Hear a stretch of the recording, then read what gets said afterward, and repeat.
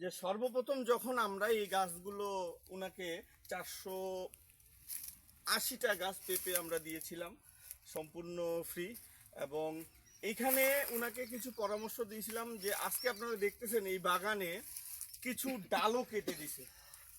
আপনারা দেখলে খেয়াল করবেন যে কিছু ডাল কেটে দেওয়া হয়েছে। এটার কারণটা হলো কি, এই যে সূর্য আলোক যখন ঢুকবে তখন কিন্তু এই ফলটা আরো পরিপক্ক হবে এবং রোগ বালাই কম আসবে। আর বিশেষ করে যেটা মন্ত্রী ভাই বললো বা রেজাল্ট সাহেব বলছেন যে উনার পরিত্যক্ত জায়গাটা যাতে সৎ ব্যবহার হয়, সেজন্য আমরা কি করছি, বেগুন ছিল, বেগুন তুলে আবার মরিচের চারা দিছি। তাহলে এই মরিচটা এখানে কিছু পেঁপে পাকাও আসছে। তো মনির ভাই, আপনি খেয়াল করে দেখবেন যে সাধারণত একটা পেঁপে এত বড় মানে গাছে সাধারণত আমরা দেখিনি, আমার দেখা অবধিও আমি দেখিনি। তো সত্যি অসাধারণ।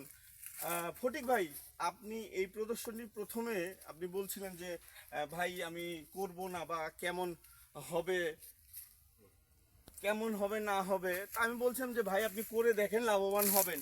সেক্ষেত্রে এখন আপনার যে পেঁপেগুলো আছে প্রত্যেকটা বাগানে বা প্রত্যেকটা গাছে আপনার না হলেও 1 মণ করে পেঁপে আছে আশা করা যায়। তো এবারকার বাজারটা সেভাবে মানে ওরকম ভালো ছিল না, তারপরেও 20 টাকা কেজি কিন্তু খারাপ নয়।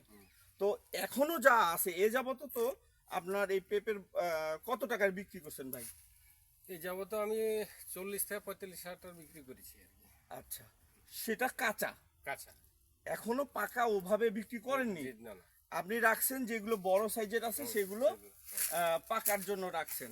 আরেকটা বিষয় আপনাকে বলি, যদি আপনি পেঁপের বীজ রাখেন বা আপনার গাছ থেকে যদি পেঁপে বীজ রাখেন, তাহলে কিন্তু কোন নিয়মে বীজ রাখতে হয় এটা কি জানেন আপনি?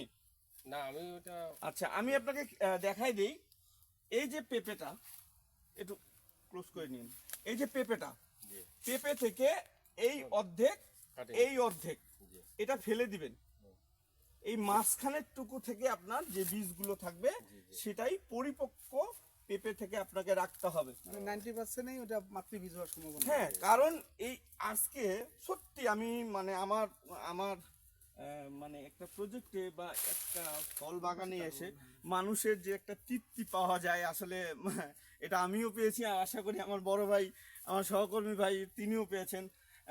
আমি সকলকে আন্তরিক শুভেচ্ছা ও অভিনন্দন জানিয়ে আমি আমার কথা শেষ করব, এবং কি আমার যে কৃষক বা আমাকে যারা ফলো করে তাদেরকে বিশেষভাবে অনুরোধ করব, যাদের এরকম উঁচু জমি আছে যেগুলোতে সেইভাবে আবাদ হয় না, সেগুলোতে আপনারা এই বছরব্যাপী ফসল করতে পারেন। তাহলে আপনারা আপনাদের জায়গা থেকে এই কাজগুলো করবেন। আর সার্বিক সহযোগিতা যদি আমাদের লাগে অবশ্যই আমাদের সাথে যোগাযোগ করবেন। তো ধন্যবাদ সকলকে, আপনারা সকলে ভালো থাকবেন। আদাব। এই যে এই